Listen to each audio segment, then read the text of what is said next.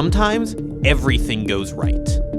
Sometimes all the pieces are in the perfect position. Your teammates, your opponents, all of them are arranged just right. Sometimes all the decisions you make lead up to one perfect moment. Sometimes, when that moment is just right, you can show the world what it takes to win $6 million through skill and trust alone. Ready for the dog! It's a disaster!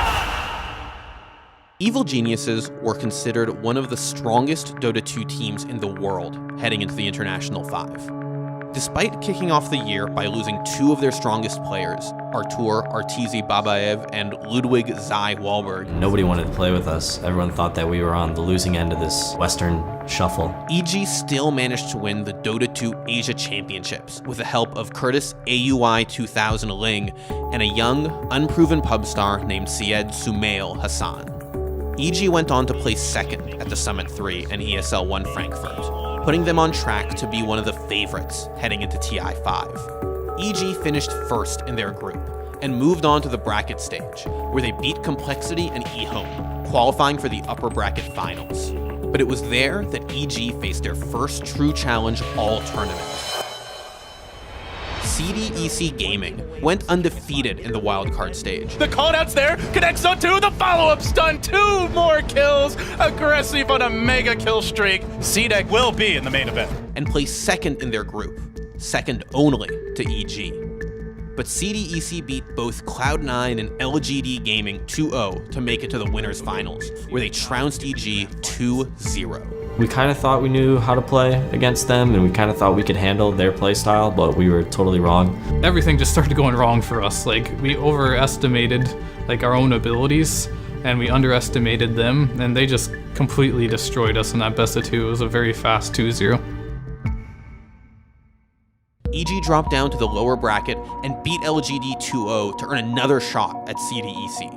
EG took game 1, but CDEC fought back, taking game 2 and keeping it close. They're happy to find this in Universe so low when he jumps in the blade mail, not protecting him almost to 50 life, but Sumail's the main man who's in trouble. They've lost everything. EG, good game.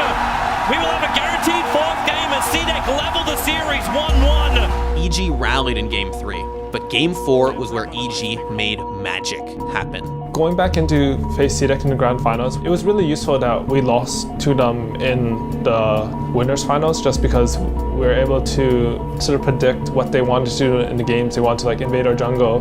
We knew what they would ban. We knew that they weren't strong with last track. We had a lot of key points of information that we could use.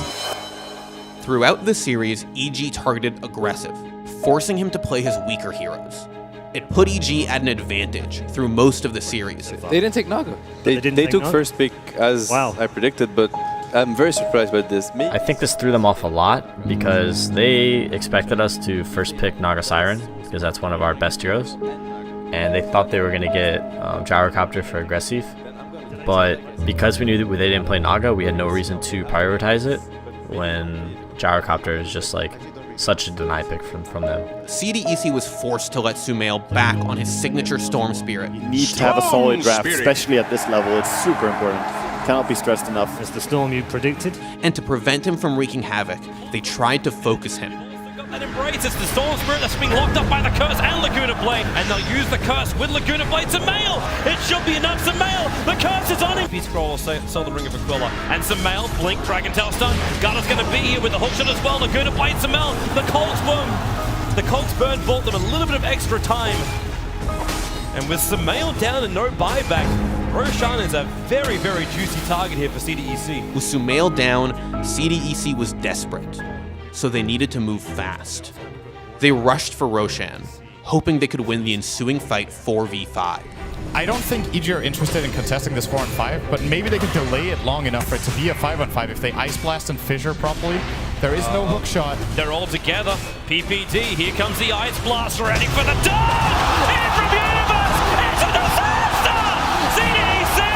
They're gonna get wiped from the face of the earth apart from aggressive. He'll jump out, but the Wombo combo perfectly hits from Evil Geniuses! With CDEC so grouped up, PPD and Universe's combo utterly shredded their health bars.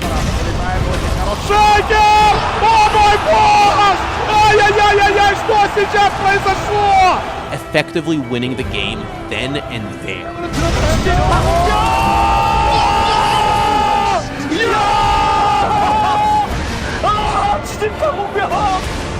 EG couldn't see all of CDEC in the pit. In fact, Universe was effectively going in blind, but he trusted his intuition. He trusted his team. We didn't have vision of them at the time, but then I told PP to throw in an ice vortex, and he threw it in there, and I saw a couple of them, so I just assumed they'd all be in there, and I just made a blind leap of faith, and then they're all in there, and they all died. An Echo Slam hits every enemy around the Earthshaker, which means teams tend to avoid grouping up against him. But either out of desperation or confidence, CDEC were in the perfect position for the biggest Echo Slam in Dota history. Ready for the dawn! In from Universe!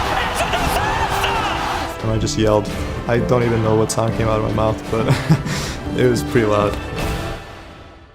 It wasn't just a huge play, it was a championship-winning play. It single-handedly won EG the tournament, and finally gave NA Dota some recognition. EG hasn't quite been the same team since they won TI, but the Echo Slam lives on as one of the biggest plays in Dota 2 history. It lives on as a reminder that trust and teamwork can always win a championship.